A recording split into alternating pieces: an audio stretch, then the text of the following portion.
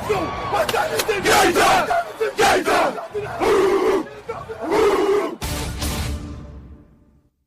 going to be a football game tonight now. No doubt. It's going to be a football game here. Okay. I done been here before. All right, let's go, baby. Play clock at 5. Pass is intercepted at the goal line by Malcolm Butler. Unreal.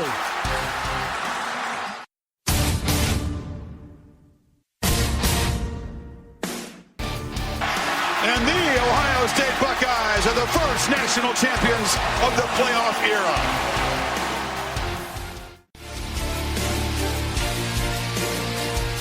Ladies and gentlemen, football to football. Your host, Sean Garmer, Gary Vaughn, and Randy Isbell. Boy. Hello and welcome to another Football to Football. And man, it's just getting closer and closer to the end of that regular season. And it's the start of the fantasy football playoffs. And we are all three in the F2F Fantasy Football League playoffs. So, hey, we represented well. What are you saying, Randy? I'm sorry. I said, as it should be. Mm-hmm. Yeah, I mean, we would be failing as a podcast host and supposed NFL experts if we're not making it to the playoffs. Exactly. How can we give fantasy advice every week if we're not making the playoffs at least? Right? Or you can just be in like 100 zillion leagues like, some of the big experts are. Then you can like never be wrong. It's just... I felt like okay. Matthew Berry said, I think he said he was like an 8. And I said, well, I'm in 7. Okay. Yeah, I think, we're in all the same ones. So I think I'm at least contending for the playoffs in all of them. So that's good. How's those money leagues going, Randy? Carson Palmer did not remember how to throw a touchdown pass to Larry Fitzgerald. So I mean, it's basically I need what I've needed the last 2 months, and that's the Jacksonville Jaguars to continue to be Jacksonville juggernauts. So it's like projection-wise, I'm projected to lose by 10, so it's still really close. You'll be all right. Yeah. Usually those projections are a little off. Oh yeah, they're always off, and it's always fun. It's just with that matchup, I'm super nervous because I hate being done going into Monday night and having my opponent have 2 people. And those suck. Not only does he have 2 people, but he has Lamar Miller and Odell Beckham Jr. So it's basically, if I feel comfortable, it's because I've already lost. I mean, there's no lead that's safe going into Monday. Those are the 2 you don't want. Yeah. Because the Giants can't stop the run. Yep. So I need a very big lead, and then hope to hold on. It'll be fun. It's gonna be a fun weekend. Yeah. Well, speaking of holding a lead, that's something that neither team could really do that well on the Thursday night football broadcast that happened between the Arizona Cardinals and the Minnesota Vikings, or it's actually the other way around. I did the whole ravel for the game, so honestly, there wasn't a whole lot that separated these two other than the big key factor, the fact that the Minnesota Vikings had 3 turnovers. 1 fumble, and this would be his 6th fumble of the year, which technically it's not totally his fault. He's supposed to be going on an end around, and he had the ball out because he's supposed to be giving it to Mike Wallace on the end around, and he basically got snuffed out, and he got whacked before Mike Wallace even came over there, and the ball came out. So that led to some points. And then you had Jarius Wright fumble on a catch, and that was actually nothing happened there. But then the biggest one, and it also could have been avoided by Mike Zimmer, if he would have said exactly what I said before the play even started, which I said, this play does not need to be ran. He should be kicking the field goal right here. Give the team 8 seconds. You pooch kick it. You don't let them return it. And then you give them like a second to try to do something, or you go to overtime. I mean, percentage-wise, there's a lot more that can happen on an actual play that goes wrong than actually trying to kick the field goal. And if you don't make the field goal, you don't make the field goal, and you lose. I'd much rather lose by not making the field goal than by I have 13 seconds left and I'm trying to squeeze every little bit I can out of this. And it winds up making me lose the game because Dwight Freeney comes from behind, whacks Teddy Bridgewater in the arm, ball's loose, recovered by Arizona, and the Minnesota Vikings win. Or Minnesota Vikings lose, sorry. Stupid right now. And the Cardinals are now clinched a playoff spot at 11-2, and the Vikings remain at 8-5 and hope that the Packers lose this week, which that's going to be a rough task. And yeah, guys, I mean, Randy, was I right or was Mike Zimmer right about that call? You're both third right. down? I mean, to be honest, like I didn't hate the play call. Obviously, the execution of the play call is terrible. If you're Teddy Bridgewater, you cannot hold on to that ball that long in that situation. When the pocket is starting to collapse, your job is to get rid of it. I don't care if you're throwing it at somebody's feet or throwing it out into the stands. You cannot hold on to that ball. Yeah, but you can't get intentional grounding either. No, I mean, that's what I'm saying. Throw it at somebody's feet. I mean, where it looks like you're going to semi-attempt to throw it. I mean, because he had passing lane, so it would have been easy for him to throw it in the vicinity of somebody. It's not like he couldn't see what was going on out there, but yeah, he holds on to the ball too long. I didn't mind the play call because it would have been, a 48-yarder, which isn't terrible. I mean, Blair Walsh is a decent kicker, but I mean, how many extra points were missed last week? Well, So he's already missed field goals this year too. So it's one of those things. 44 one earlier. He made a 54 one. Yeah. But yeah, I mean, I understand trying to get extra yards if possible. And I'm sure the play call was basically, if it's there, great. If not, get rid of it. And unfortunately, it wasn't there, and he didn't get rid of it. And the worst possible thing happened, and he fumbled the ball, and there's your game. Yeah. So, Gary, what do you think on that? You know, really, I mean, when I watched the end of this game and I saw Mike Zimmer make that call, I mean, I'm kind of with Randy on it. I don't think it was a bad call because, not only they're trying to get, extra room for the kicker or even just try to keep going. You got to do that sometimes. But, on the flip side, you think, well, maybe if they just try to line up the kick, maybe run the ball, get it to where it's centered, make everybody feel good. Because he didn't have any timeouts. Because they had to waste one. That's right. They had to waste one earlier because Bridgewater got sacked. Yeah. Yes, I forgot about that. But in that play, you're right. You had to pass the ball, but no matter what, you do try to find somebody in those passing lanes, like Randy said. It is what it is. I mean, things happen, and you can't really put that on Zimmer. It's really all about execution, and Bridgewater learned a lesson. Hopefully, he did at least. So, personally, the way I feel about this game is they could have tied the game up, but I still feel like they just delayed the inevitable. They didn't delay it; they just finished the game and lost. I think Arizona would have won if they would have went to overtime anyway. So I don't know. Minnesota had the momentum going there near the end. I mean, it looked like the first 2.5 quarters, like, Arizona was the better team, but Minnesota started figuring it out. And listen, this is the way I look at it. The loss sucks, but you basically are still in control of your destiny. If you win your next 2 games, no matter what, your game against Green Bay Week 17 is for the division. So, of course you want to win that game, just maybe to lock up the division before if Green Bay kind of slips up a little bit and maybe give yourself a little bit of wiggle room. But listen, you played head-to-head on the road with one of the best teams in the league right now, and you stuck right with them. And, even though you lost a turnover battle 3-0, you were right there at the end and had a chance to win this game. So there's no such thing as a great loss, but coming out of this game, Minnesota can now feel like we can hang with these big boys.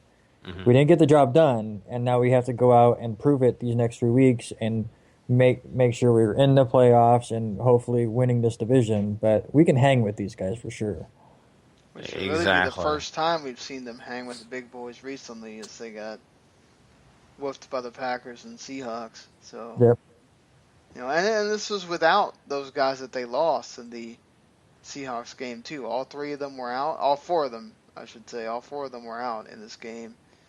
Both their main safeties, Linval Joseph was out, and Anthony Barr. So, credit to that defense for still kind of holding them in. And again, the Arizona offense, just one of the touchdowns, honestly, was nobody's fault. I mean, Larry Fitzgerald hits the perfect block to spring Michael Floyd, and there was nobody that was going to get Michael Floyd. There was nobody behind Harris after that. So, the first one was just a stupid, I don't know what he was doing. He just basically flew at John Brown hoping he hit something, and he hit nothing but air.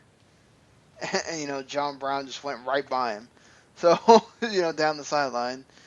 And then the rest of it was field goals and stuff. So, I mean, like Randy said, they kind of stuck with them. Arizona has some 3 rough opponents up ahead with the Eagles on Sunday night. You got the Packers, and you got the Seahawks. Do you think Arizona can win out? I don't think so. I think that they have an opportunity to, but I look at that Seattle game, and that's going to be a big test. That really, really is. Well, by that point, it may not even matter to Arizona. So. Well, that's true, but you never know. That's the way I look at it. I honestly think by week 17 they're going to be locked in at the 2 spot, because I do see Carolina possibly running the table, so they're not going to catch there, and they have a decent enough lead. They have a 2.5 game lead on Green Bay right now, so there's a decent chance they could already be locked in at the 2 spot going into that Seattle game, and at that point they're going to rest everybody, unless Seattle is still sitting in that 6 spot and a loss knocks them out. I think that's the only way I see Arizona playing all of their starters is this, if there's a chance they can knock Seattle out. You don't want to play the Seahawks at all. Absolutely not. So that's the only way I can see it. If I'm Arizona, I'm risking everything to make sure the Seahawks get knocked out. Yeah. You do not want to play them in the play. It's like if you have the opportunity to knock the Spurs out, you don't sit there and rest everybody. Yeah. Not happening. But I think pretty much, it really came down to that. The game was close the whole way. I really enjoyed it, back and forth. I thought maybe Minnesota would be too much for them to overcome with that 10-point lead, but they got it back. And then, things stayed close, and Arizona got the field goal, and they just weren't able to match, but they were that close. They could have easily. So that easily could have gone into overtime again. But yeah, let's get into this NFL Week 14. Again, this is we're in the fantasy playoffs. I know there's going to be a lot of people that are also in the fantasy playoffs. If you're in bigger leagues, if you're more in this, 8, 10, 12 team leagues, you probably only have the 4, so your playoffs don't start till next week. But still, it's going to be some interesting matchups for that. And just to watch in general, and our game of the week is going to be Pittsburgh Steelers taking on the Cincinnati Bengals this time. It's in Cincinnati, and this time, though, for the Steelers, you have a very healthy Ben Roethlisberger. Will not be the returning Ben Roethlisberger that the Cincinnati Bengals caught the first time. Randy, do you see this as more of the shootout, kind of like the Seahawks game, or will it be more like the first game? Oh man, because that's the funny thing is because we went into that Seattle game against Pittsburgh and didn't see a shootout, so I kind of see it that same way where it should be more of a defensive battle because the Bengals do have a good defense, but the ball is going to be flying in this game. I see a lot of points scored. The over-under's at 50. I would put my money on the over. It's going to be one hell of a game. And I'm sure because I usually watch the morning games mostly on the red zone just so I'm not missing a lot of stuff, I'm sure I will be seeing a lot of action from this game on that channel. What do you think, Yeah. Gary? Yeah, I'm right there with you. I feel kind of the same way too, Randy, because I'm looking at this Pittsburgh offense and they are rolling. I mean, Big Ben has got his receivers just in check with him completely. Cincinnati's defense may cause them a few problems, but I don't think enough to keep them off the board and out of the end zone. And vice versa, Cincinnati's defense is very good, and I think that they're one of the better defenses in the league. But I mean, I still don't think they're going to be able to completely stop, what, the Steelers have. And if you look at Andy Dalton, I think he's going to have some success against the Steelers defense. Their secondary is not that wonderful. They stayed in some games, but I just don't believe in them. So I feel like both quarterbacks will have good days. All right. Well, I mean, who has more fantasy points, Henry? If you ask me, I mean, looking at this, I'm gonna, weird, strange to say, I'm gonna lean towards Big Ben. I just think that he has so many weapons. Sure, Dalton has his, but Big Ben's just done so well this year. It's hard for me to go against him. Do you think? I'm trying to think of this here first. Is with the Bengals having the division's pretty much sewn up almost at this point. Now, I think they can pretty much sew up the division if the Bengals win here. So, I mean, do you see the Bengals do you see this as a game where the Bengals maybe look ahead too much and say, well... No. If this was just the Cincinnati Bengals versus a good, let's say the New York Jets, same record, maybe there's a possibility they start figuring things out. But this is the Pittsburgh Steelers. This is a division rival. This is their chance to sew this thing up and hurt their chances to make the playoffs. I don't think there's any chance they're looking anywhere farther than 1 p.m. Eastern time against Big Ben and the Pittsburgh Steelers. Gary, we asked you this last week. Is this a Hill or a Bernard game? I'm going to stick with Bernard. I think Pittsburgh's going to be able to keep Hill in check, and it's going to have to come to the air for any success, I think, in the running game. So, yeah, I'm looking at Bernard. Yeah, Okay. I was going to disagree with you a little bit and go with neither, because I think it is going to have to go more through the air. But if you have to pick one of the Bengals running backs, you go with Gio Bernard because he's a bigger part of their passing game for sure. Yeah, this is a PPR strictly running back. If you're, not playing in a PPR and you got Bernard, yeah, like Randy said, it's not worth it. Well, Brown or Green? Ooh, that's a really good question. Once again, I mean, we've always Antonio seen Big Brown. Ben, he loves Antonio Brown, but he'll throw it around. He will. And so does Andy Dalton. So, but I'm looking at this, and I think Dalton does too. But how can you go against the best receiver in the league? I would never do it. yeah, true. I mean, it's hard to say I'm going to play A.J. Green, who's been a little inconsistent at times, and Antonio Brown, who as long as Ben Roethlisberger's been on the field, he's very consistent. So, I mean, yeah, this is going to be one of those fun ones. We'll get to see what kind of matchup it is, and whether we get to reap the benefits of it as far as fantasy, or whether it's going to be one of those defensive stalwart games where nobody really gets anything out of it. So who do we got winning here? Give me the Cincinnati Bengals to lock up the AFC North. Yeah, I'm right there with Randy. This is going to come down to a field goal.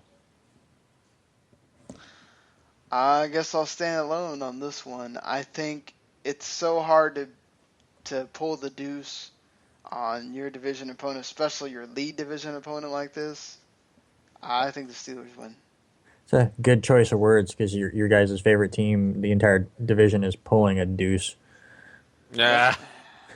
Yeah. Speaking of, well, the Eagles are trying to get out of being one of those teams, and this is going to be interesting because LaShawn McCoy went to all his teammates and said, "I need you this week," against his old team, the Philadelphia Eagles, inside Lincoln Financial Field. This one is going to get heated. So, Gary, over under 100 yards and 2 touchdowns for LaShawn McCoy. Oh, I would love to take the over. You know what? Screw it. I am going to take the over. This guy is motivated. I've seen him do some pretty awesome things to some defenses that I thought were pretty stout. So he's going to be overly motivated in this game, and I think that they're going to help him get the touchdowns. So I'll take the over. What do you think, Randy? I'm going to say under just on the touchdowns part of it. I think he has a really big game. Obviously, he has a lot to prove, but obviously, I think Chip Kelly is ready to focus in on that. Again, Buffalo doesn't have a lot of weapons, especially in the passing game. It's Sammy Watkins or bust. So I think they're going to be able to key in on him, but he's going to be very difficult to bring down. That's for sure. I just, you're right, and, it makes you wonder. I think that the motivation Rex Ryan's going to have is not only does he like to help guys, kind of be spiteful, like he's starting to making a linebacker a captain against a team that, he knocked out the starting quarterback. That's the way I kind of feel like he's going to do with LaShawn McCoy. That's the reason I said it. And plus, I'm sure LaShawn McCoy promised him some feet pictures or something if he did it. So. Oh, God. Okay. So... do you think, speaking of somebody with some decent packages going to Philadelphia, mm-hmm.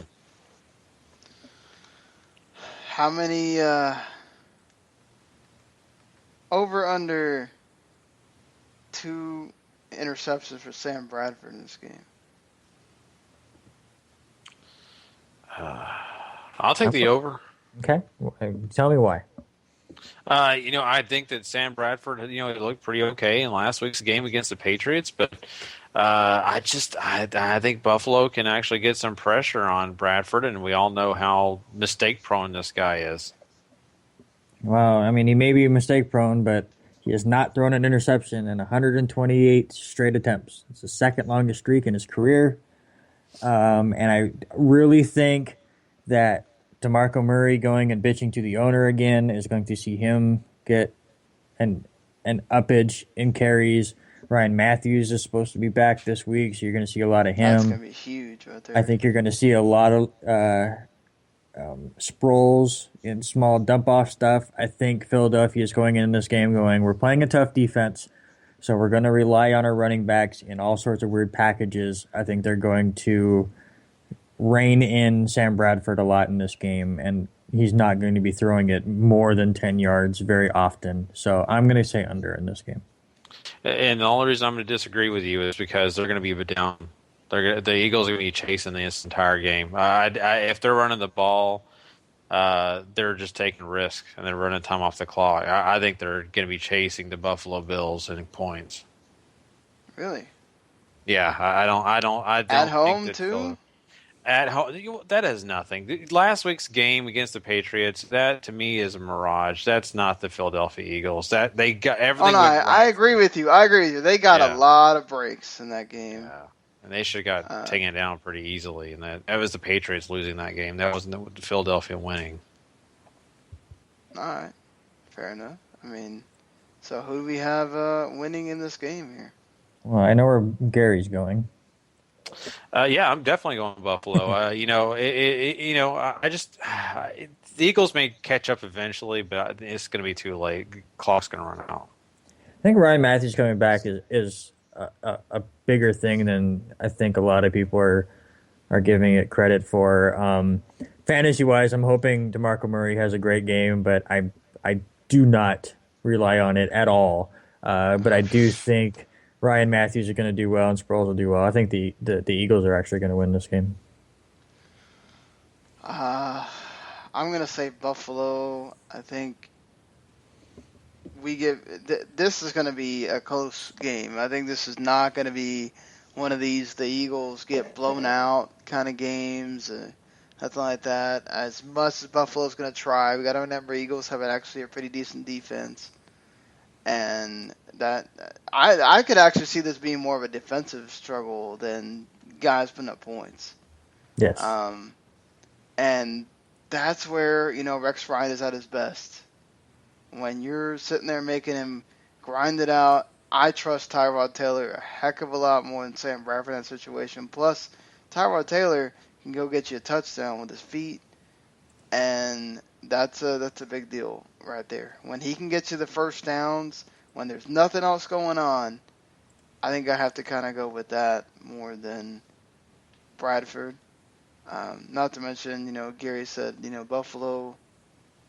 Their front four are the ones that are supposed to be getting your pressure, even though I'm sitting here looking at the stat line for sacks, and there's not a Buffalo player in the top, whatever this is, 60.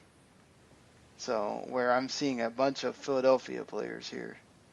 So, maybe Buffalo defense, a little overrated. But we shall see when we get to that game on Sunday. Well, speaking of another NFC deucing team, the Washington Redskins, and the Chicago Bears for that matter, both sort of taking deuces. The Bears losing the 49ers that they shouldn't have lost to, and the Redskins losing the Cowboys, who really they shouldn't have lost to. Really, do you feel like this is a comeback game for the Redskins, even though it's away from home where they have been terrible? Yes, they are terrible. They are 0-5 on the road this season, but they're playing Chicago, who is 1-5 at home, and are now demoralized after basically losing any chance at the playoffs, losing to a terrible San Francisco team. Hey, Minnesota lost, and they play Minnesota next week. And, depending on what happens with the Packers. I would have much rather been 6-6. Oh, I agree with you. I think anybody would have, but I'm not saying that they've lost all, but I mean, let's be realistic here. It's not good. They have as much chance of making the playoffs as my New York Jets have of winning the AFC East. There's a chance, but I would never put any money on it. I mean, that's just the way I look at it. So, but yes, Washington's on the road. They completely are terrible there. That's why I like Chicago in this game. I think they need to, if they want any chance, they're going to come out here strong. And Forte's getting healthier. Langford's been great. Alshon Jeffrey's going to be great. I believe Bennett is not playing, or he's out for the year. Excuse me, even worse. So they're going to have to figure that out. Zach Miller's doing fine. So I like Chicago a lot in this game. Well, Gary, I mean, if you're the Redskins, how do you get that once potent running game back on track? Well, honestly, I mean, you've got to find a way to get your scheme to work, and I don't know if they can. And that offensive line can only do so much. They've done well at times, but it just seems like they can't just shake and break loose. I mean, you saw them against the Dallas Cowboys, last Monday night, and really they should have done better. The Dallas Cowboys defensive line has not been notorious for stopping the run, honestly. Their stats ended up a little bit better than they should have, if you ask me. I think Alfred Morris is a great back. Matt Jones is a great back. They just can't get over, what they're doing here. So, I mean, they've got to find a way to get the running game started. I think that's why they've lost a lot of the games. I think if they would have had that game, running game going last Monday, they would have won probably by 2 scores. But, it's kind of hard. I think they've got to figure some things out. Well, I mean, do you trust anyone on the Washington team this week to start at all? I mean, we're talking about playoffs here for a lot of people. If you're talking about playoffs, I mean, I'm not depending on any of the Washington running backs. I'm not really depending on Kirk Cousins unless I am desperate and I have nobody else, and he's the guy that got me to the playoffs. But yeah, it's going to be hard. Kirk Cousins is probably the one guy that I may play, but that's only if I'm desperate. Well, we saw kind of Forte sort of have a more Matt Forte game with a touchdown, 84 yards. Do you think he's much more? Would you trust him yet, or are you still worried about Langford? Langford is going to eat his carries a little bit, but not so bad. I mean, once again, they're going to feed Forte. He's going to get enough of his, and Langford will be sprinkled in it where he needs to be. But once again, I would have to start Forte if I have him in a league. I wouldn't bench him. Do you think Alshon Jeffrey has? Is there guys you start Alshon Jeffrey over, considering the matchup here, or is he still kind of that? It's the upper echelon for me, especially in this game. The Redskins have not really done well at times. Stopping the passing, the deep passes and things like that. So Jeffrey's going to be fine. Only the upper echelon receivers like Antonio Brown or someone like that, I would start over him. But anybody else, no, Jeffrey's going to have a good game. Here, I'm just going to help you guys out. I mean, we'll talk about it on Monday. Alshon Jeffrey, 11 catches, 86 yards, 2 touchdowns. There you go. There you go. Like that. And I hope so. I have him in a playoff team. So. Yeah, and Zach Miller could be one of those sneaky ones. Mm-hmm. Especially with Martellus not being there. So, all right, who do you? We already know Randy's decision here. Yes, Chicago. I got the Bears too. I just can't see them losing this many at home. Yeah, let's sweep it. I got the Bears. All right, so a big game happening in Carolina where Atlanta gets 2 cracks at possibly putting a crack in the armor of the Carolina Panthers. Are we finally going to get now? I mean, this is a divisional game, even though it's not in the Dome, even though that has mattered absolutely zilch since this slide of whatever this is for the Falcons.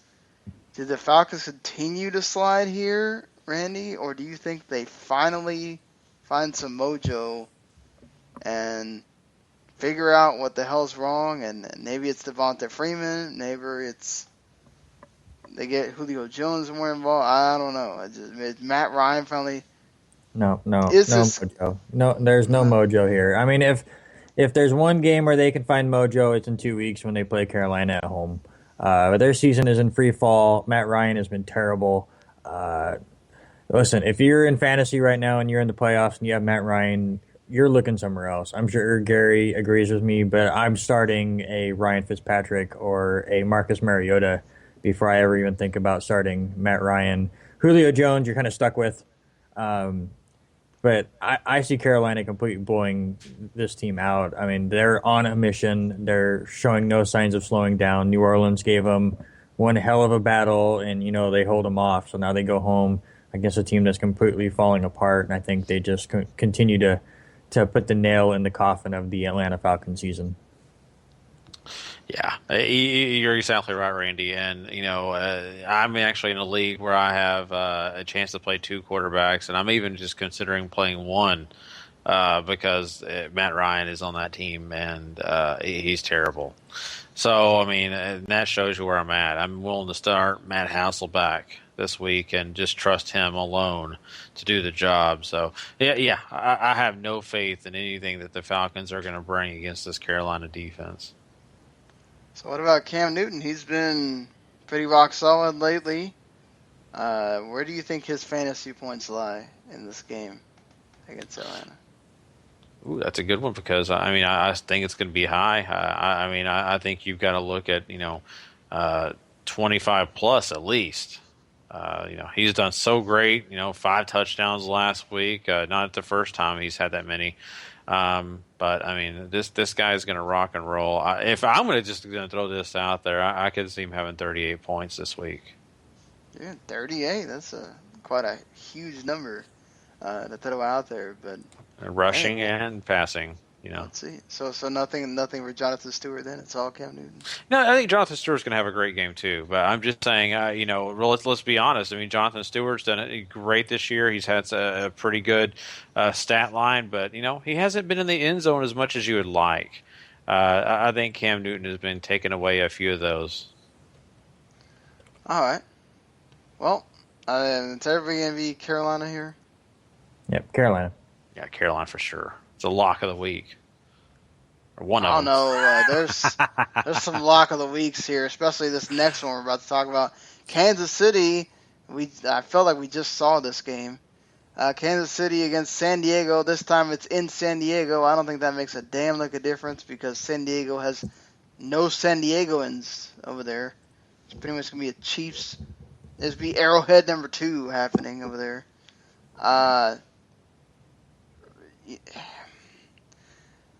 Kansas City. No, Gary, I mean, honestly, because there's people that have some of these players here. Mm-hmm. What about Phillip Rivers? What about Antonio Gates? I mean, no. Do you trust them at all right now? No, not at all. Gates has been less than appetizing this year, very sparingly. Rivers himself, he has. I like Gary's 2 uses of food deals back to back with each other. That's great. Yeah. Because I'm thinking about getting a cupcake. But no, seriously, Phillip Rivers. In this matchup, with this defense playing the way it is, I don't want him at all. I stay as far away from him as I can. He can surprise you at times, but man, this is the playoffs, and if you're in the playoffs, you need a guy that you're going to trust. Let's go back to some of the guys that Randy just mentioned a while ago. Ryan Fitzpatrick, hey, there you go. There's one guy alone right there you can trust. Heck, I'd even start Tyrod Taylor over Rivers this week. Yeah, just to show you how terrible the Chargers' passing game has been, mostly because of injuries. Keenan Allen has not played the last 4 games. He still leads the teams in receptions and yards, and he's still the team leader. It's just been really bad. And unfortunately, like I said, it's been mostly about injuries, but I'm right there with Gary about looking for other options. Well, you guys are totally down in Phillip Rivers. I mean, so how many fantasy points does that Kansas City defense score again? I mean, they scored quite a lot in the. Yeah, they should have a pretty decent stat line this week too, and get some points for your fantasy team. I think Kansas City, if you're asking for a number, I mean, usually they go low on defense, but I would say you could probably give it 12 this week. I'd go even higher than that. I mean, they destroyed San Diego 33-3 in their last meeting. Their defense just find ways to get defensive scores, which, I mean, you can't rely on, but I'd go more to the 16-18 range. I think San Diego scores like 10 points. You get a couple interceptions. They find a way to get in the end zone again because that's what the Chiefs defense has done lately. But, yeah, I'd go almost 18. Yeah, I'm just hoping not, because I have West, and I want him to get the touchdowns, not the defense. Is West going to be back okay for this game? He played last week. I don't know why he wouldn't be okay. Yeah, I thought I saw more Spencer. No, it's fair. He had a less. They really like West a lot more, even though Ware has good opportunities. All right, well, we move on to what could be another one of these shootout games between the Saints. Well, I mean, when is it not with the Saints? They don't have a defense. Against the Tampa Bay Bucks. Well, certainly you're starting Drew Brees and Jameis Winston in this game because those guys are bound to get some points, certainly. But we saw the Saints come so close. And, Tampa Bay is on that brink of still sort of being in the hunt. Do you think this is a letdown game for the Saints? I don't know about a letdown. I mean, Tampa Bay is definitely one of the hotter teams in the NFL, so this is another difficult team for them. Well, I'm But talking about them not being as up for it as they were for Carolina and wanting to beat them, not make them not be undefeated, all that. well, absolutely. I mean, I think they brought everything they could, and now Mark Ingram's out for the year. They lost one of their cornerbacks for the year, so they're banged up on top of it. Now they're on the road; their season's basically done. So, I mean, obviously, their pros are going to keep trying to go out there and fight, but I just it's going to be difficult. Do you think anybody will, is it going to be Robinson, or who do you see stepping up there, Gary, for the Saints running game? Or is there going to be nobody? Jerry? I'm sorry. In this game alone, I mean, you look at the running game and you're thinking to yourself, do you have anybody here you can really trust? And I mean, if you're talking about fantasy-wise, I don't know. I really don't know if there's anybody on this running. You could start with Robinson, and Akari Robinson may do okay.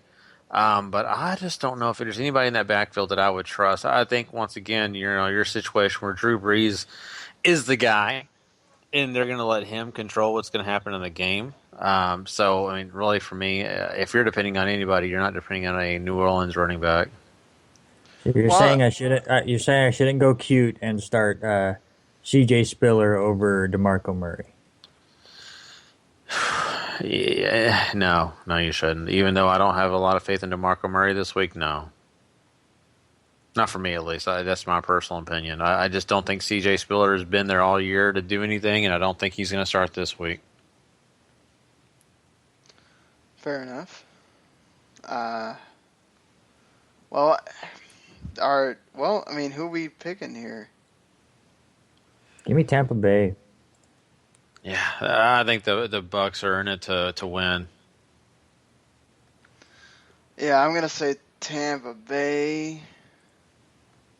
For some reason, I just don't feel. I can't see the Saints losing like 2 in a row like that divisional opponent. For some reason, I don't know who I pick. I think who did I pick in the damn pick? Whatever, I'll come back to it later. All right, Randy. One of these teams that we talked about last week, you don't want to play right now. Tennessee Titans and Marcus Mariota going against your Jets. Does he outperform Fitzpatrick in this game? No, I think Fitzpatrick outperforms Mariota, but yes, this is not a team that you want to play right now. Tennessee's offense is going crazy. And listen, it's also a game where the Jets should take care of business. The Jets are the better team all the way around. Darrelle Revis is supposed to come back. And because of that reason, this game is going to be a nail-biter of all nail-biters because this is what the Jets do. They find a team that they should blow out. This has been the NFL all year. And they met. Well, this has been the Jets for 20 years. Yeah. Ever since I started being a fan.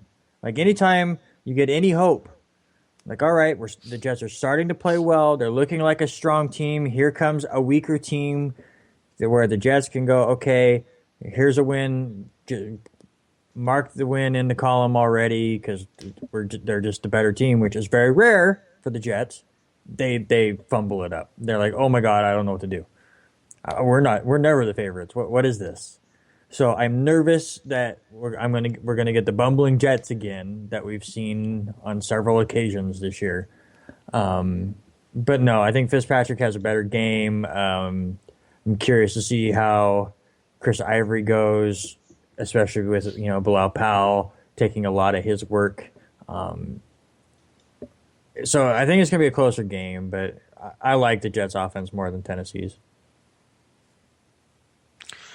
Yeah, I look at the two quarterbacks, and I think that, Rainey's got it right. Fitzpatrick, I think, will have a better game. But Mariota should have some success here. If you're starting him in a fantasy team, you're looking at about average. Don't expect a lot of high numbers or anything, especially with Rivas coming back. I mean, that's enough to worry you about maybe losing some points, if anything.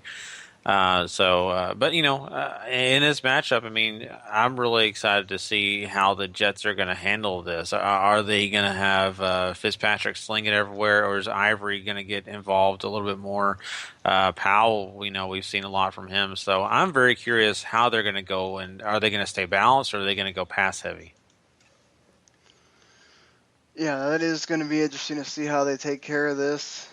For the record, I had the Bucks in the other game. I just, for me, I feel like, just need to be careful because the Titans' defense is one of those that they come after you, even though Fitzpatrick, yes, he's one of those guys that he's hard to bring down.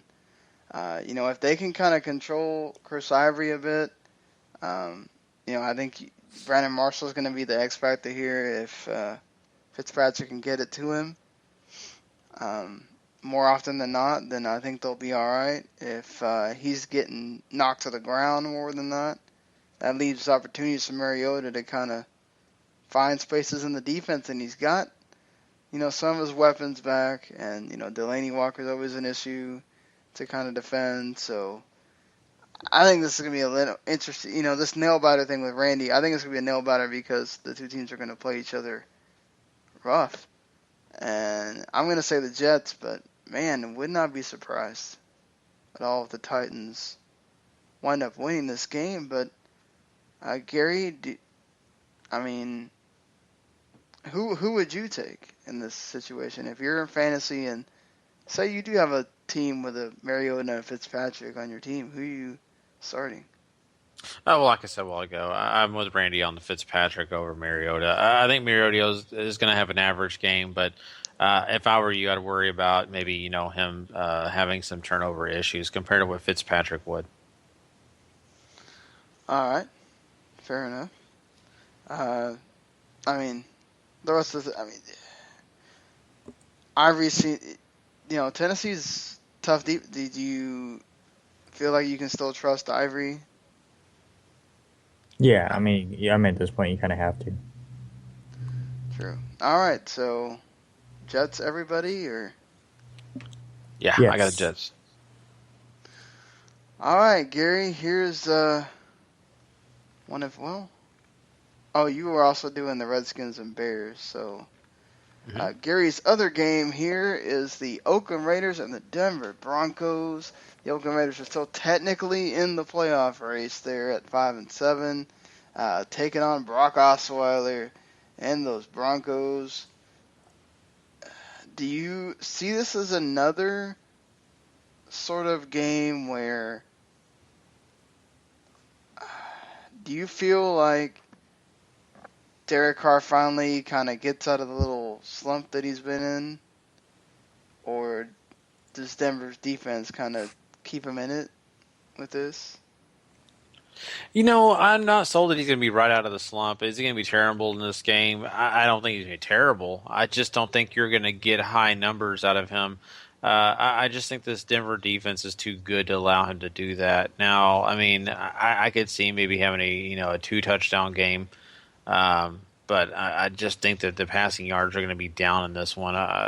So that's, not a guy I'm really depending on in the playoffs. What about on the other side, Randy? We saw Brock Osweiler kind of have a so-so game last week. Is this another one of those so-so games? Or?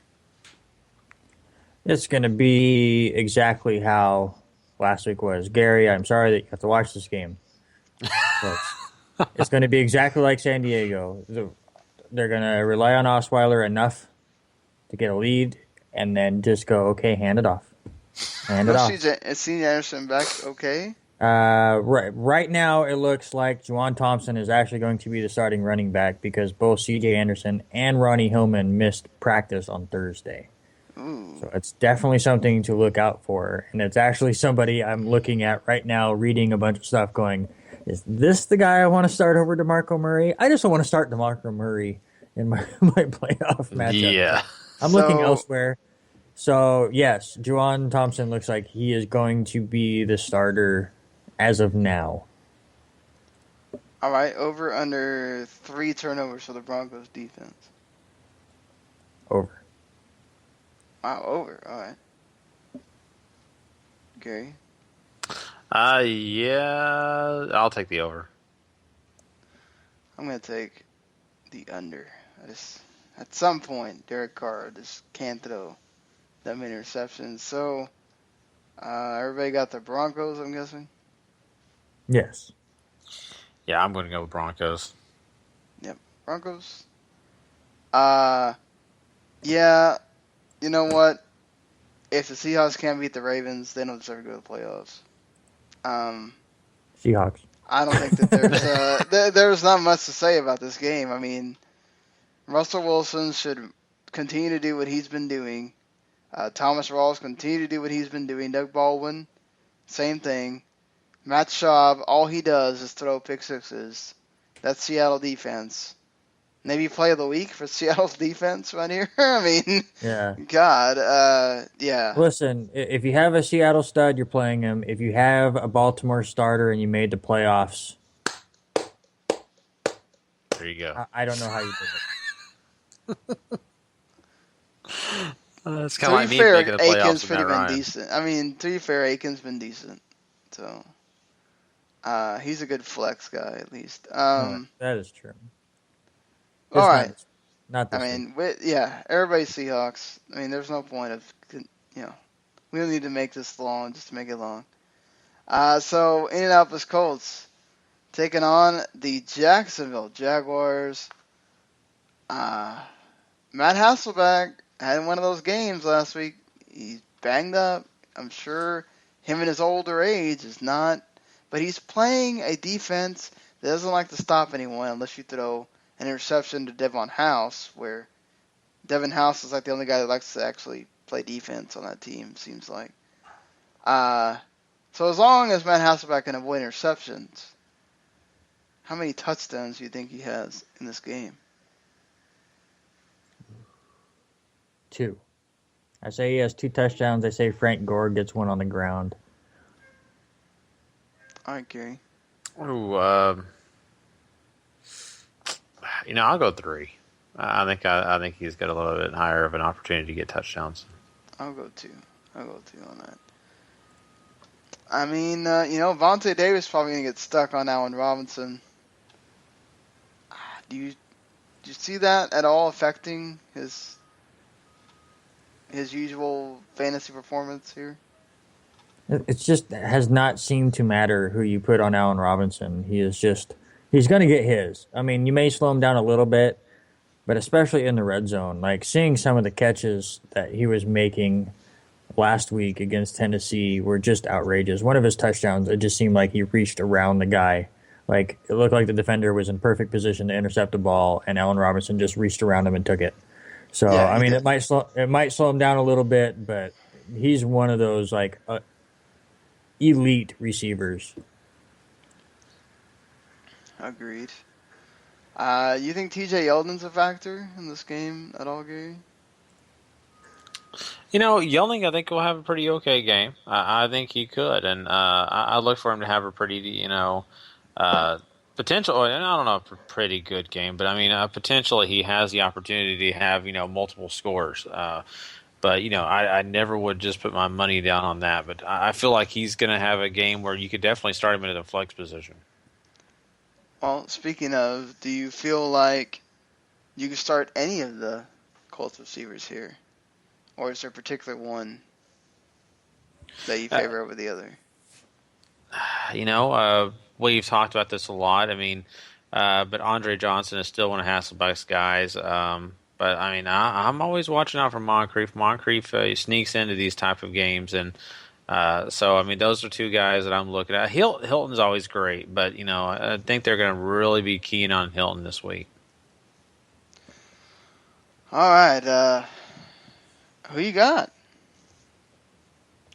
Colts for me. Man, this sucks because I feel like Hasselbeck's had so many good games. He's due for another little stinker, and Jacksonville can't just keep losing. They got to win one of these.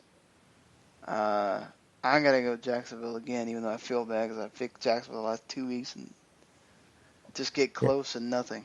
Yeah, I'm right there with you. Jacksonville just finds ways to lose, but in this game, with the Colts defense being as bad as theirs is, I say 2 touchdowns for Robinson. I say 2 touchdowns for Julius Thomas. I say a touchdown for Allen Hurns just for fun. I say the Jaguars sneak out a close shootout win at home. All right. All right. Well, I mean, we have a couple of games that really don't mean anything. It could mean something for fantasy, though, because Todd Gurley has really been underperforming lately. Of course, that also has to do with Nick Foles being a terrible quarterback. And the Detroit Lions defense has been stepping it up a lot lately. Do you see this as another game where you really can't trust Todd Gurley? Yeah, I don't think so. I mean, listen, defenses have figured out St. Louis. I mean, I think I'm a broken record now saying this every week. It's all you got to do is put a bunch of people in the box, and that's it. I mean, because Nick Foles cannot throw the ball, and you want him to throw the ball. So I got lucky, and Detroit's defense was on the waiver wire in my money league, and I snatched them right up, and they're starting on my team because, I mean, you want to start anybody that's playing St. Louis on top of a defense like Detroit's that's been playing really well. So it's going to be a miserable day for Gurley because he's just going to get hammered because, I mean, they got nothing else. Yeah. That being said, Gary, who do you not start if you have a Lion skill position line? You know what? I mean, I think that, overall, you can start, Matthew Stafford, but I mean, I think it's going to be a more difficult task than just thought. I mean, sure, St. Louis's defense has not been what I had said that they were earlier this year. They've just not been there. I think it's not only because they're, struggling a little bit, but it's also because their offense can't stay on the field, and they're just worn out by the end of the game. So, I mean, I think Stafford may have a tough time at the beginning, but I think he'll start to loosen up. But I don't know. I still do not trust any of the running backs when it comes to the Detroit Lions. I just don't feel like anybody besides like Riddick or anybody who can get open on the outside is going to be that successful. Abdullah, great back, but, not going to probably have a big day here. I would trust the receivers and maybe Matthew Stafford. All right, fair enough. Well,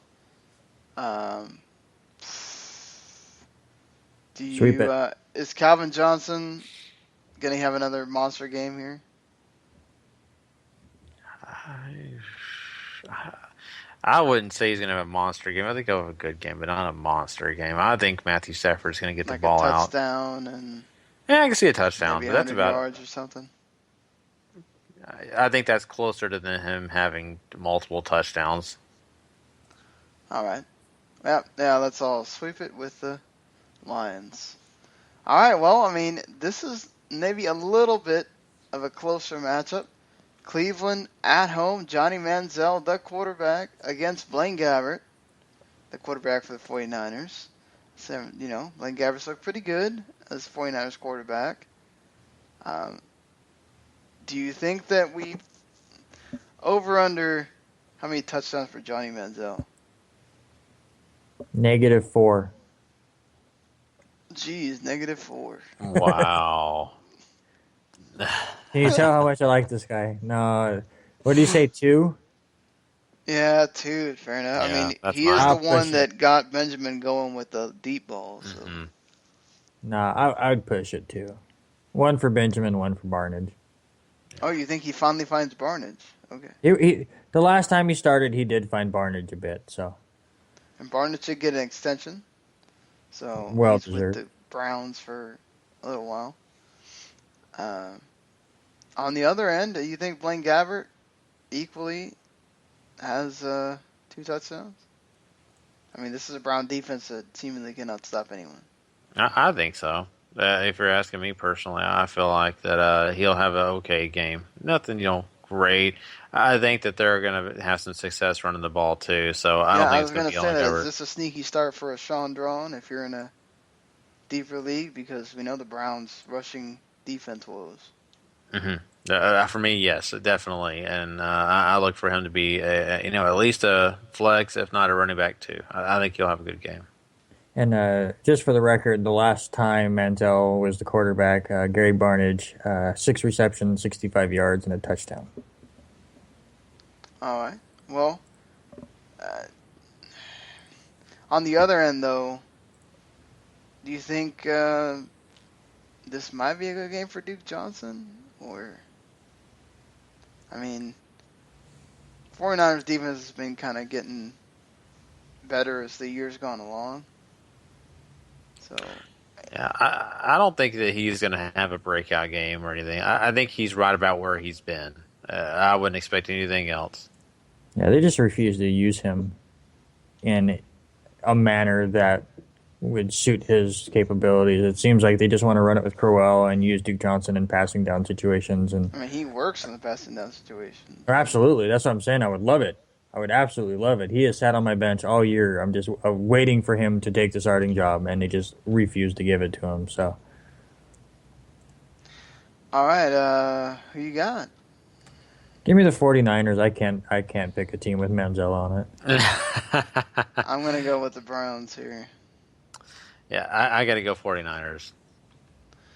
All right. Well, Gary, it's that time. We have to talk about the Cowboys going into Lambeau Field, taking on the Packers in a sort of vengeance game for at least Dez Bryant from last year from the playoffs.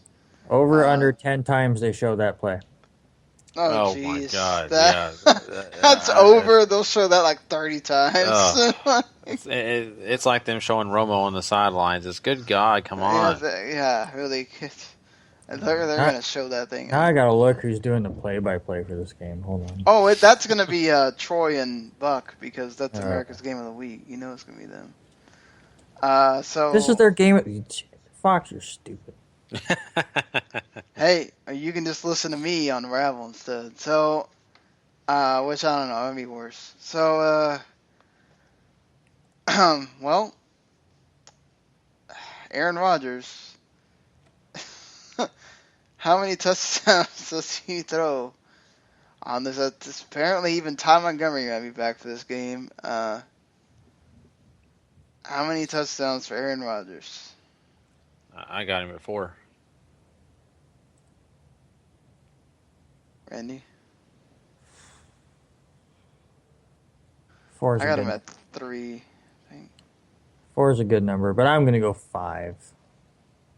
Just to be different. But 4 is a good number. You think Eddie Lacy... Apparently Eddie Lacy was benched last week because he had a curfew issue. And a few other players also had a curfew issue. Do you see Eddie Lacy kind of returning back to the Eddie Lacy before last week? Although we have seen the Cowboys do really well at stopping the run. So I'm not betting on it. I don't know. Randy is. I really Green Bay's running game is not impressed, and with or without Lacy. That Crockett guy though, he might be somebody. Maybe, but I'm not willing to bet money on it. All right, on the other end, Dez is going to have a chip on his shoulder. Over under 100 yards and a touchdown for Dez. Matt Castle did say he needs to find more opportunities to get this guy the ball after the game last week. So, Randy? Of course. You feed him the ball so he'll shut up. At this point. He wasn't even part of the offense for most of that game, so I think they're definitely going to key on him and see if they can get him rolling a little bit sooner. They are, and that's why I'm taking the under. I think he's going to get mad. He's going to get angry because Castle's not going to be able to get him the ball as much as he wants still at this point. And, anytime Des Bryant has a big game like this, there's very few times that he has had a lot of success without Romo. So I don't see that happening here. Gary, what's more likely? The Cowboys actually get a turnover on defense? Or Matt Castle thought it was more than one touchdown? I'm going with Castle throwing more than one touchdown. Cowboys. I'm serious. You think? Well, hey. Junk time touchdowns count just the same. Exactly. Yeah.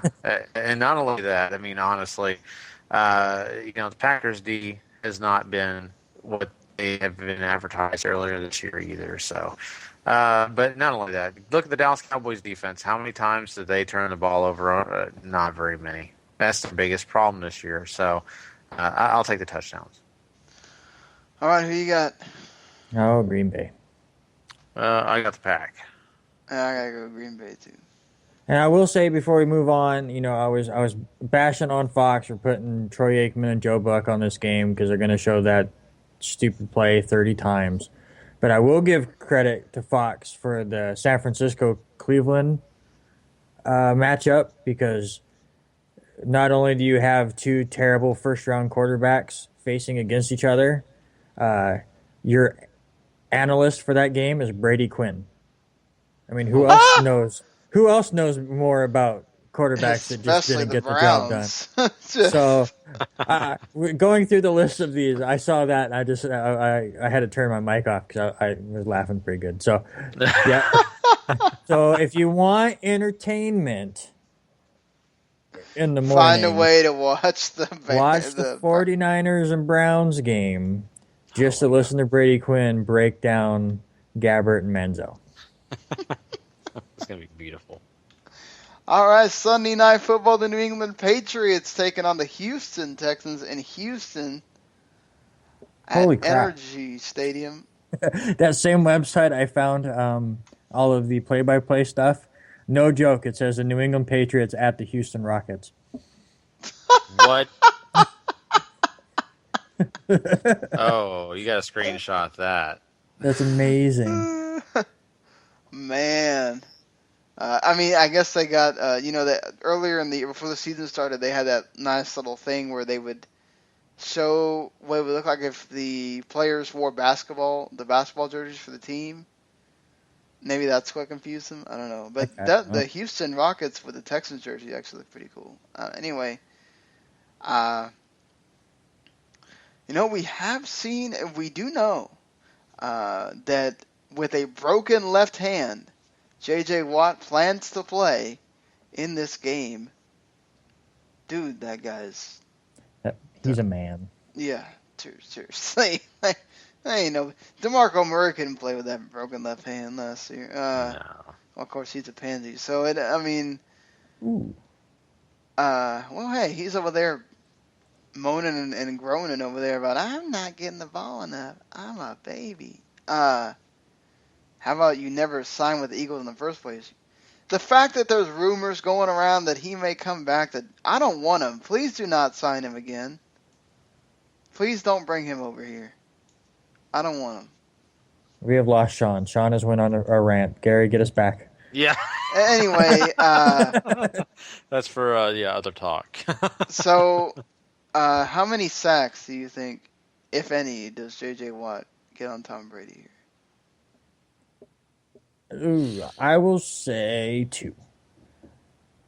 Just because, listen, the offensive line for the Patriots is so banged up.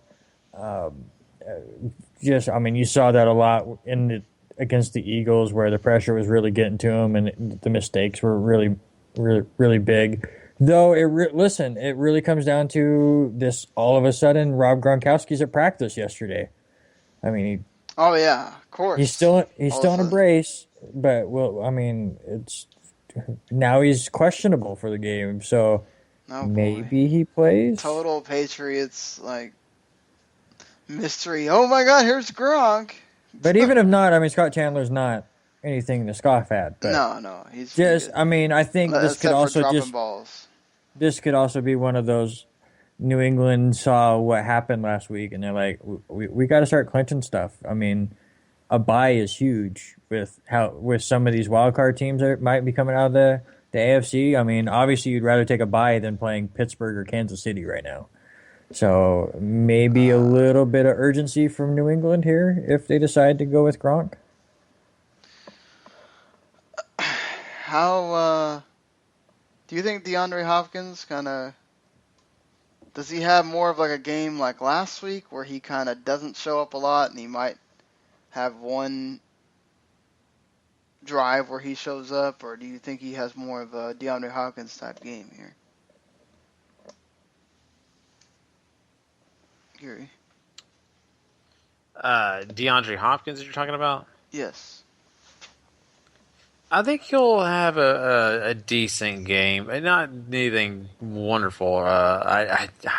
Hoyer should have a pretty okay game himself, but man, I don't know. I'm just not sold that I'm going to trust this Houston offense. But if you ever ask me to bet against Hopkins, I'm not going to do it. So yes, I think he'll have a pretty okay game. Nothing spectacular. If he gets 3 touchdowns, I'll be completely shocked. What about Tom Brady? Tom Brady will be okay. Really, Houston's defense, they definitely had a letdown last week. I think they'll have a letdown this week, too. I think Tom Brady will do just fine. He'll have a pretty okay. I think he can get 3 touchdowns for sure. Oh, I'm telling you right now, these Houston defenders, they're going to be, chomping at the bit to try to get some of these receivers that are not the most familiar, especially Gronk doesn't play, most familiar with Tom Brady. LaFell tries to do one of those I'm not going to run the correct route things. Jonathan Joseph's going to be all over that. Yeah, I don't even think it's about the receivers. I think it's about White. I think it's about Scott Chandler. Brady finds ways to get the ball out to other people, so I don't know if that even concerns me. All right, who do you got then? I'm going Patriots. I don't think they can lose 3 in a row. Yeah, that's the Patriots. Yeah, you lead me right to my stat. There were 212 consecutive games without having a 3-game losing streak for New England. But listen, they have more than double the amount of offensive players on IR compared to any other team. Almost 1,500 snaps by rookies this year. It's not good. Houston's going to bring pressure. I think this is a low-scoring defensive game. And you know what? Give me Houston in the upset. All right. That would be awesome to see, obviously, just because it's more chaos than the AFC, obviously. And all right, Monday Night Football, speaking of chaos. At this point, depending on what happens, it's possible we could have a 4-way tie if the Giants lose and the Cowboys win and everybody else loses. We could have teams at 6 and 7. We could have so many different possibilities happening here. And what? I know I picked Philadelphia to win, but please somehow have Dallas beat Green Bay. And somehow, not somehow, but have Buffalo. You want the 4-way tie, don't you? I want the 4-way tie at 5-8. Oh my God! Somehow the Cowboys should be first place, Gary. Oh my jeez. 5-8 would be glorious. Oh. Cowboys would go from last to first. That happens. Wow. Because the division record. That's amazing. Anyway, this game may or may not be very amazing. The Giants, who have been in free fall thanks to time management issues. Miami Dolphins, this will be the second game where Ryan Tannehill will only have himself to blame if the offense only scores 15 points. Because he wanted Bill Lazor out of there so bad because he was constricting him offensively. Lamar Miller should have a big game, right, Gary? Since the Giants can't stop anybody. Oh, yeah. I think so. I think he should have a pretty darn good game. The only thing that you need to fear is that they, use Ajayi or anybody else. That's the only thing you have to be concerned about. But no, I feel like Lamar Miller will have a pretty solid day.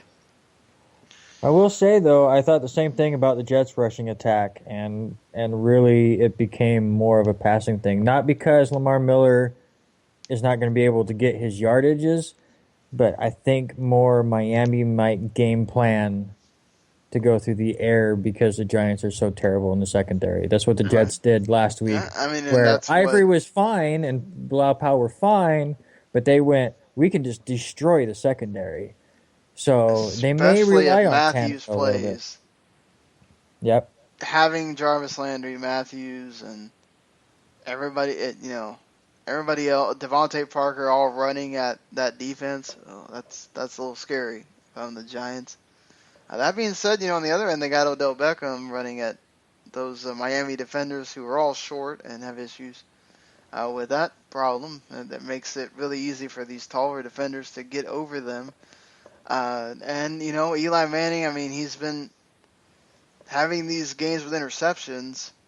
One of the things that the Dolphins have actually been able to be kind of decent at is getting interceptions. Do you think Eli has another one of these, interception games, or did the Giants finally get back on track here? I think it's a no on either. I think Eli has done a decent job of not really having that many, just stinker turnover games. I know obviously he had one against Washington a couple weeks ago, but I mean they're a little less rare this season compared to previously. But I still don't think they come off the snide. I think, listen, their problems are in the coaching staff right now and how they handle the fourth quarter and how they handle like 2-minute drills and stuff more than, Eli Manning throwing away the game. And also, that Dolphins defense, nothing to scoff at here as far as the defensive line. They're going to come after you. Can that banged up offensive line of the Giants handle them, especially with Olivier Vernon, the way he's been playing, lights out? And you got Sue over there too. I mean, could you see Eli hitting that grass quite a few times? Yeah, I think so. I mean, it's not going to happen an overwhelmingly amount of times, but I think he's definitely going to have a lot of pressure in his face, and I could see them getting 3 to 4 sacks in this game, really rushing. A lot more hurries than sacks, probably. Jarvis Landry doesn't get 5 yards again, does he? Because that was terrible for most of my fantasy teams. I would hope not, and I don't expect that. I think you'll have a bigger number than that for sure. I just, once again, I don't have any faith in the Giants' defense at all, and their secondary. If you give the quarterback time, you can tear apart their secondary. All right, who's winning? Give me the Dolphins. That's what I have, is the Dolphins. Yeah, me too. Sweep it. Oh boy, you know what that means. Mm-hmm. All right, so Army-Navy game. Who's winning? Oh, Navy by a lot. But again, it's more for the spectacle than the game. But yeah, Navy's going to blow them out. Yeah, it's going to be a fun game, though. I mean, even if it is a blowout, just because it's just, I don't know, it's a tradition. I don't know, I just love those traditional games. I love them too. I'll say Navy, though. So, all right, well, that's it for our NFL Week 14 preview edition of the show here. We will be back. Of course, as I mentioned, I'll be on Ravel doing the Packers-Cowboys game. I won't do the Sunday night game because we have that, God, I almost said Survivor Series again. We have that TLC pay-per-view to watch and do that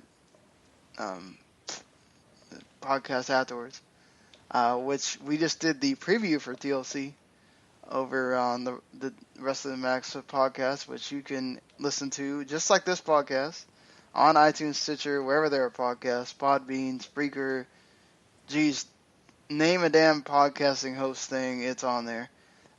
You can find us WTF Network on YouTube. You can find WTF Network on Spreaker. You can find at WTF Network, which is my Twitter. You can follow me there. Or you can just follow the at Futbol to Futbol Twitter, which will tell you when technically, I'll tell you when we're going live, and then the F2F Twitter will be the one that I use if I'm tweeting out during any of the games or anything like that. So, yeah, And of course, you can hit us on iTunes or Stitcher for a review. That would be wonderful. Tell us how we're doing. If you enjoy the hopefully better audio quality than previously. And, if you have any tips or anything that you'd like to see us do for, when we get into the off season, any kind of things you'd like for us to talk about or focus on or anything like that, that would be interesting take from you guys. Aside from that, I guess we also got Randy, who's going to plug his Backlog Busting Project podcast. Yeah, if you like old school video games and two nerds talking about them, definitely check out backlogbusting.com, where Wes and I will just kind of go through games that we've missed over the years and kind of discuss them this week. What did we talk about? We talked about Suikoden 2. I talked about Sonic Chaos for the Sega Game Gear, if you're interested in that old system. And Wes talked about a little PlayStation gem called Tomba. And then in 2 weeks, we have our Game Awards where we take a little twist on it. And definitely check out our YouTube channel at The Backlog Busting Project for some Mario Maker madness and all sorts of things. All right. Well, also, before I go to work tomorrow, I'm going to be doing the Co-op Multi podcast that I should have done by now. But we'll be talking about PlayStation Experience. We'll be talking about the Game Wars. We'll be talking about all the ridiculousness that's going on with the Final Fantasy stuff. We'll be talking about some games. I have to review Yakuza 5. I already played some of that today. That game's pretty fun, except for, it took forever to find the save point after the first part of the game. And yeah, plenty of other things to discuss. Mark's played Just Cause 3. And of course, those Game Awards are around the corner, so that's going to be interesting to get in everybody's list. I already got 3 of them, so lots of variety. That's what I like to see. But, alright, so until Monday night or Tuesday morning, when we see you again for the Week 14 recap, enjoy your games, everybody. Hope this is a great NFL Week 14, and we'll see you back then. Later.